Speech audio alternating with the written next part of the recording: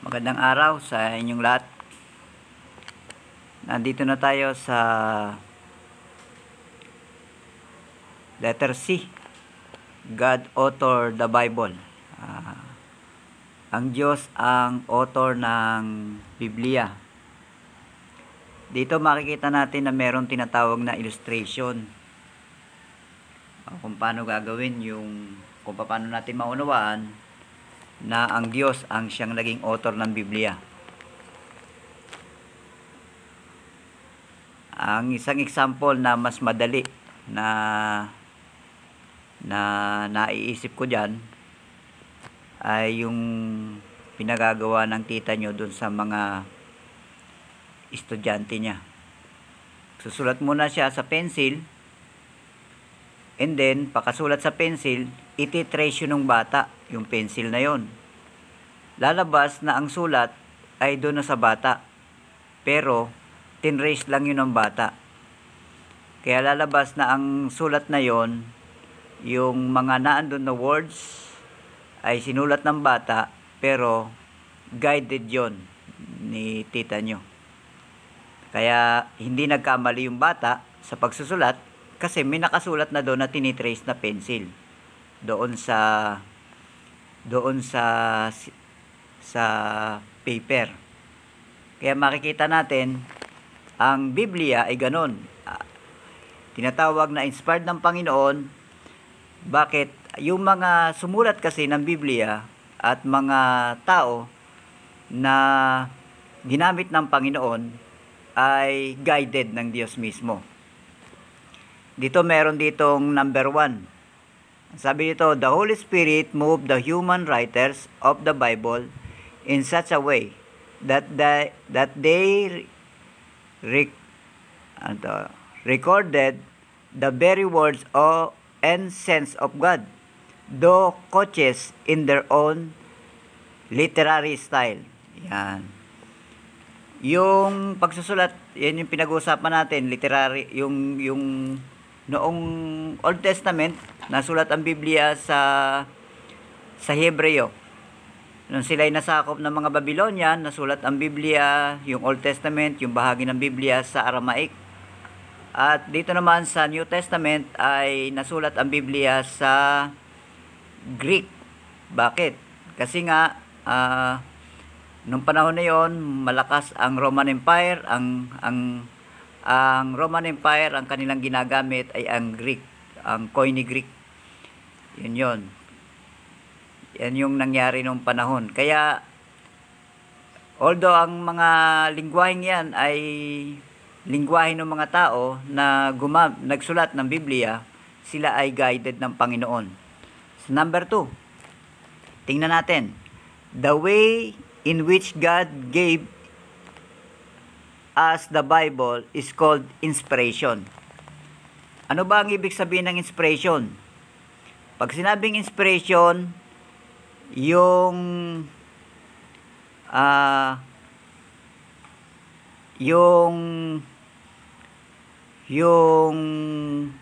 salita ay binibigyan ng buhay ng Diyos. Yung ibig sabihin, ang inspiration kasi, ang ibang word niyan ay hiningahan o kinasihan. Ibig sabihin, binibigyan ng buhay ng Diyos yung salita. Sabi rito, beware of men who say the Bible become the word of God when it speak to you personally. Ito, may mga tao na ang Biblia ay hindi naman talaga word of God, pero pag yan ay naramdaman mo o nag-usap sa'yo personally, doon lang siya nagiging salita ng Diyos. Medyo mag-ingat tayo doon. Bakit? Ang salita ng Diyos ay kahit hindi mangusap sa'yo yan, kasi ang tao, minsan, ang isip niya ay hindi naandun, nakapansin sa salita ng Diyos. Ang salita ng Diyos ay mananatiling salita ng Diyos. Tingnan natin ang Mateo chapter 24 verse 35. Mateo chapter 24 verse 35. Anong sabi rito? Heaven and earth shall pass away, but my words shall not pass away. 'Di ba? Diretsong sinabi ng Panginoon na ang langit at lupa ay mawawala, pero ang kanyang salita ay hindi yan mawawala. Ibig sabihin, yung hawak-hawak natin na Biblia, direktang sinasabi ng Diyos yan na ito'y kanyang salita. Kaya pag sinabing yan ay nagiging salita lang ng Diyos, kung yan ay mangungusap sa'yo, medyo mali yun. Kaya yan, yan yung isang makikita natin na palatandaan. Kaya yan talatang yan na masasabi natin na sa Mateo chapter 24 verse 35 ay makikita natin na direkta na yan ay sinasabi na salita ng Diyos.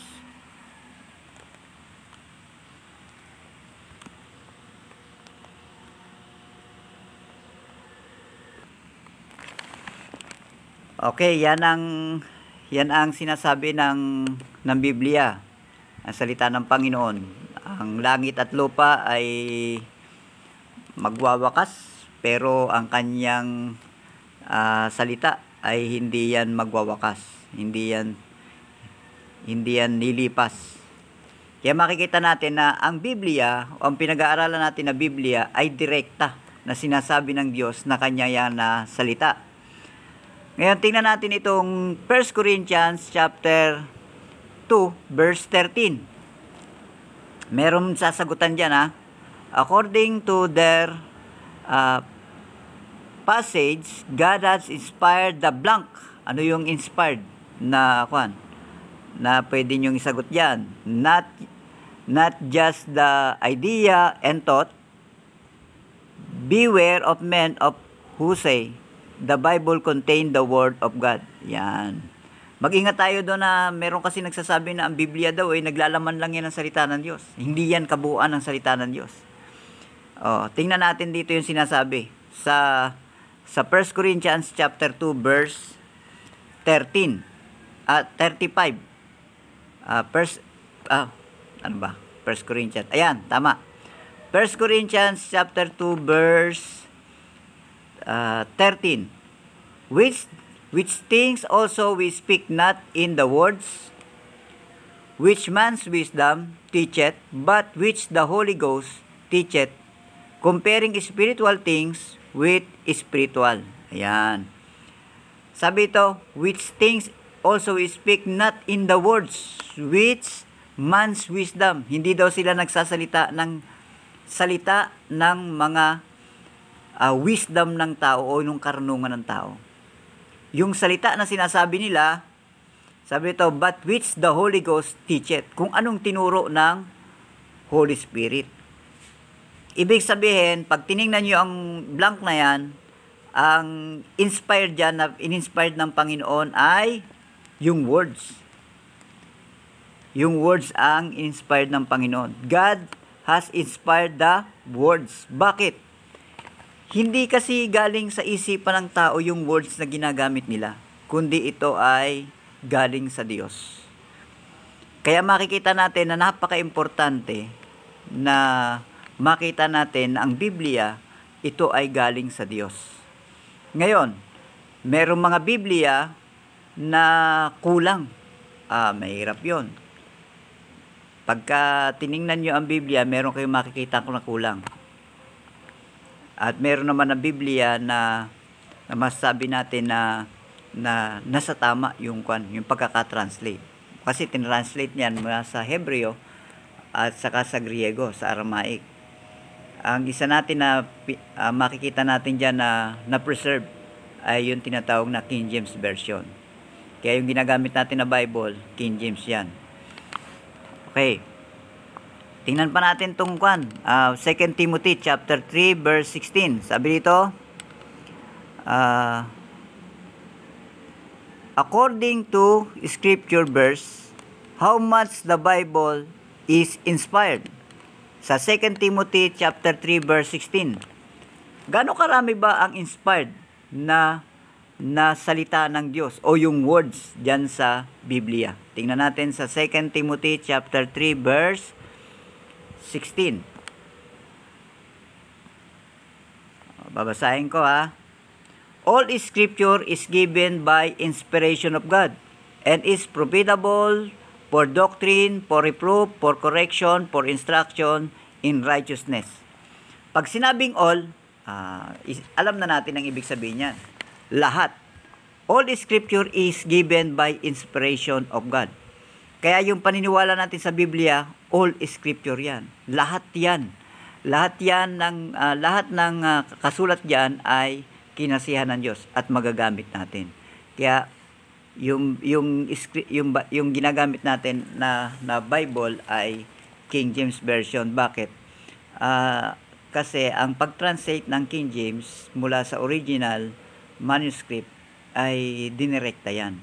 Hindi yan paraphrase. Kasi merong mga paraphrase na Bible. Okay. Kaya importante yon. Kaya naunawa natin na ang Biblia ay all yan, lahat yan ay inspired ng Panginoon. Kaya makikita natin na ang Biblia ay makakatulong sa atin yan para maunawaan natin ang kalooban ng Diyos. Okay? Kung may tanong pa kayo ay isend nyo lang sa akin, sasagutin natin yan sa susunod na ating video o kaya naman pwede naman natin sagutin kung may pagkakataon na ako ay maka video call, pwede natin yan sagutin. At yung video call kasi parang supporting